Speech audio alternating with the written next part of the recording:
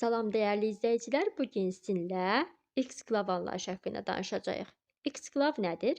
Eksklav ölkənin əsas ərazisindən aralıda olan və digər dövlətlər tərəfindən əhatə olunan qeyri-suveren regiondur. Belə ərazi məxsus olduğu ölkənin eksklavı hesab olunur. Məxsus olmadığı, lakin onun ərazisi ilə əhatə olunmuş ölkə üçün isə anklav sayılacaq. Və respublikamızın daxilində də bir sıra eksklavı olan rayonlar var. Hansılardır? Məsəl üçün, birinci Qubaya baxırıq. Qubanın ərazisinin bir qismi Şabran rayon ərazisində, bir qismi isə Siyəzən rayon ərazisindədir.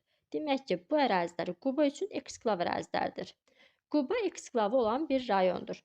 Sonra baxırıq burada Bakının ərazisinin bir qismi Abşeronda yerləşir. Abşeron ərazisinin də bir qismi Bakıda yerləşir.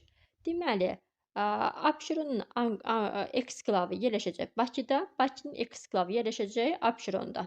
Hər ikisi həm Bakı, həm də Abşeron eksklavı olan ərazilərdir. Davam edirik. Füzuli, Cəbrayıl və Laçının ərazilərinin bir qismi Xocavənd rayonu ərazisindədir. Yəni deyirik ki, Laçın, Cəbrayıl, Füzuli eksklavı olan ərazilərdir və onların eksklavı yerləşəcək Xocavənd rayonu ərazisində.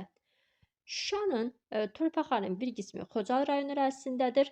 Yəni deyirik ki, Şuşa eksklavı olan rayondur və onun eksklavı yerləşəcək Xocalıda.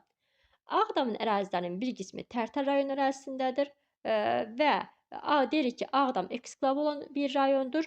Onun eksklavı yerləşəcək Tərtərdə. Davam edək. Naxçıvan Azərbaycanın eksklavı sayılır. Yəni respublikamızın ərazisidir, lakin digər dövlətlərlə, yəni ki, Ermənistan, Türkiyə və İran ilə sərhədlərdə yerləşibdir. Yəni respublikamızdan kənardadır, respublikamızın eksklavı sayılacaq. Davam edək. Oğuz rayonunun, Oğuzun ərazilərinin bir qismi Şəki, bir qismi Ağdaş, bir qismi isə Qəbələ rayonu ərazisindədir. Deməli, Oğuz eksklavı olan bir rayondur və onun eksklavları Şəkidə, Ağdaşda və Qəbələdə yerləşir. Davam edək. Buradan, deməli, bunlara baxdıq. Xocavənd. Xocavənd rayonunun deyirik ki, məxsus olan ərazi, Xocavənd rayonuna məxsus olan ərazinin bir hissəsi yerləşəcək Qubadlıda. Qubadda, baxın, bu hissədə qırıq-qırıq xəttlər göstərir. Tam xətt deyil, qırıq-qırıq xəttlərdir burada belə. Deməli, Xocavəndin ərazisinin bir hissəsi Qubadlıda yerləşir. Demək ki, Xocavəndin eksklavı Qubadadır. Yəni, Xocavənd eksklavı olan bir ərazidir.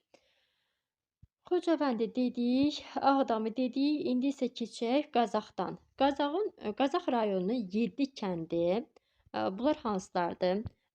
Baxın, bu hissəyə xəritəyə buradan fikir verəndə görəcəksiniz. Bu hissə, yəni bu şəkil, bu işarə, bu eksklav olan ərazilər göstərir.